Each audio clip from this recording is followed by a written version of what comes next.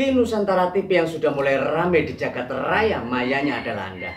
Dan masih bersama saya, host yang tidak berzazi. Hari ini adalah hari yang luar biasa, di mana kita akan kupas tuntas terkait pelayanan Kecamatan Tulang Bawang Udi di masa PPKM. Seperti apa pelayanan-pelayanan yang dilakukan untuk masyarakat dalam rangka melaksanakan prokes di Kecamatan Tulang Bawang Udi. Kita jemput. Ya, Ki Nusantara TV, di hadapan kita semuanya sudah hadir Bang Iwan Setiawan, Camat Tulang Bawang Udi.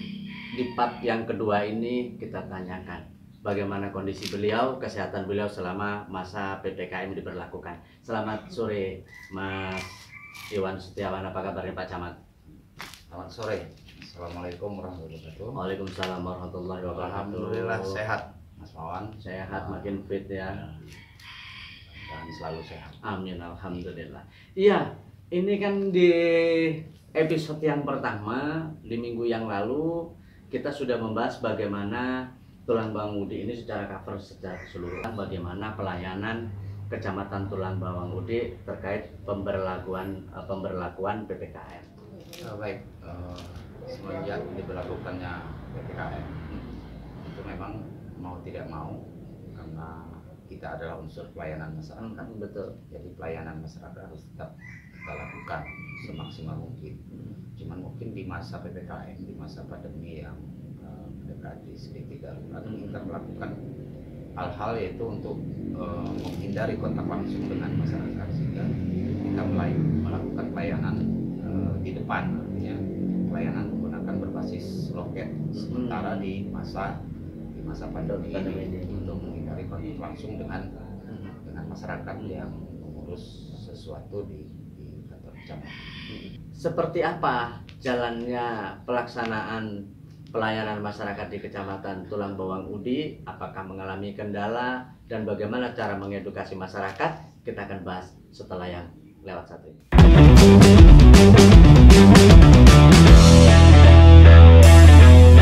Bersama Ki Nusantara TV yang sudah mulai ramai di jagat raya, mayanya adalah Anda semuanya bersama yang super satu. Perubahan sistem ini juga menjadi pengaruh baik dari diri kita sebagai pelayan masyarakat dan bahkan masyarakat itu sendiri. Baik. Dari sisi pelayanan mungkin masyarakat mungkin belum terbiasa. Belum biasa. Biasanya dia akan berhadapan dengan si pelayannya atau staf kita yang ada di kecamatan, termasuk dengan saya. Tapi ini perlahan kita beri penjelasan, karena ini salah satu upaya kita untuk menghindari penyebaran COVID-19. Sebenarnya sementara ini pelayanan itu kita lakukan berbasis loket. Dalam artian masyarakat yang datang ke kecamatan itu cukup berada di luar, kemudian berkas yang akan diurus itu berproses di dalam, sehingga nanti outputnya akan kembali lagi ke loket, sehingga apa yang diharapkan masyarakat itu bisa selesai di loket itu. Masyarakat tidak harus bertatap muka langsung dengan petugas yang ada di dalam. Sementara kita dalam proses pandemi ini. Nanti setelah pandemi selesai, PPKM dicabut, otomatis berjalan sesuai dengan apa yang semestinya dicita-citakan, seperti itu. Luar biasa. Ini adalah salah satu cara mensiasati bagaimana pelayanan tetap dilaksanakan. Seperti apa komentar beliau nanti? Jangan. Bagaimana Mas Iwan bersama dengan staf dalam rangka mengedukasi masyarakat tentang berlakunya PPKM, sementara pelayanan bisa tetap harus dijalankan melalui kepala tiu atau langsung ke masyarakat, atau yang seperti apa tentunya?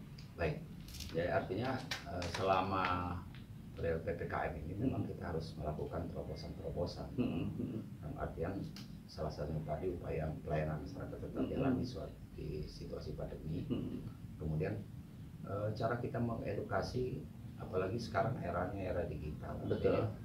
Kita gunakanlah media-media yang sudah ada, seperti sedang kita bangun, bagaimana kita membangun websitenya kecamatan, kemudian Facebook, punyanya kecamatan juga. Kecamatan yang adminnya memang kita kelola di kecamatan, dan ini menyampaikan informasi, baik itu informasi dari luar, dari kabupaten, termasuk informasi pelayanan yang akan kita berikan. Betul.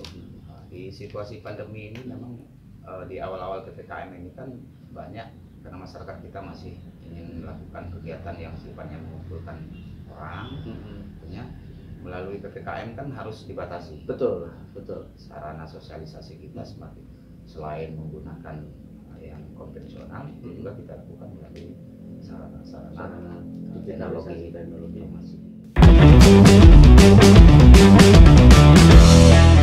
Harapan Pak Camat selama masa PPKM ini, pandemi ini seperti apa? Baik kepada staf sendiri ataupun kepada kepala tiu, bahkan kepada masyarakat.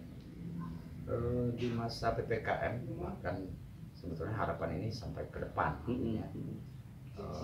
Kita senantiasa mengedepankan prokes, artinya 5M bahkan. Iya, 5M. Itu artinya ini memang harus menjadi budaya, bukan hanya sekedar kena PPKM, tapi ini harus menjadi budaya kita ke depan, sehingga pandemi ini semakin cepat bisa tuntas. Kemudian kami juga menghimbau kepada masyarakat bagi yang sudah memenuhi syarat untuk vaksin segera melakukan vaksin. Ya, ini salah satu upaya kita untuk memutus terkait dengan pelayanan ke depan. Mungkin dalam masa pandemi tadi sudah saya sampaikan, tapi ke depan kita akan coba lebih tingkatkan model pelayanan yang berbasis digital. Jadi memang perlahan soalnya karena kita memang terbentur di infrastruktur, betul, dan sumber dana. Tetapi kita juga tidak boleh menjadi putus asa. Kita tidak punya infrastruktur, tidak punya pendanaan yang cukup, tapi kita harus berkreasi, berinovasi supaya pelayanan kepada masyarakat tetap bisa berjalan dengan baik. Ya. Sinar matahari mampu melemahkan kondisi virus. Seperti apa nanti jalan ceritanya, jangan kemana-mana. Kita tanya sebelah yang satu ini.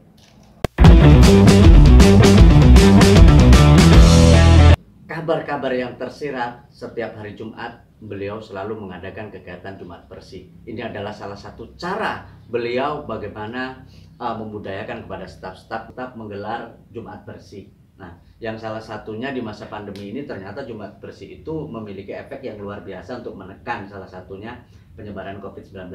Boleh cerita sedikit inspirasinya itu seperti apa ini? Betul, Mas Wan. Artinya sebetulnya kalau kita bicara Jumat Bersih itu konon sudah dilakukan lama.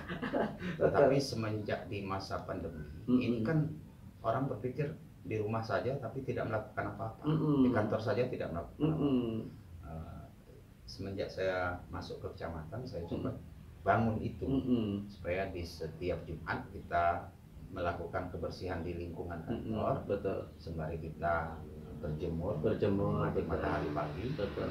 Dan ini juga tidak sekedar hanya saya jalankan di kecamatan, dan ini saya minta di semua tiu. Artinya di hari Jumat yang secara bersamaan di Kecamatan Tulungbangudi itu melakukan Jumat Bersih di 13 tiu dengan menyesuaikan dengan kondisi yang ada di masing-masing tiu. Seperti tadi saya berada di Gunung Katunggan, kemudian ada staf saya yang berada di Karta, ada sebagian yang berada di kantor. Jadi kita coba berkolaborasi dengan tiu supaya gerakan ini merupakan gerakan bersama di Kecamatan Tulungbangudi, sehingga tiu-tiu yang lain juga bisa melakukannya kan gitu, karena ini adalah satu hal yang manfaat dan positif sekali. Sudah saya bilang, selain inspiratif, kreasinya luar biasa. Saya yakin masih banyak lagi kreasi-kreasi beliau dalam rangka untuk terus meningkatkan pelayanan dan image di Kecamatan Tulungbangudi. Jangan kemana-mana, kita akan ketemu lagi dengan Mas Iwan pada episode yang ketiga. Makin ngeri lagi nanti saya jamin. Hari ini terima kasih Mas Iwan sudah mau berbincang-bincang kembali bersama Kinusantara TV. Mudah-mudahan tidak bosan kita undang di studio.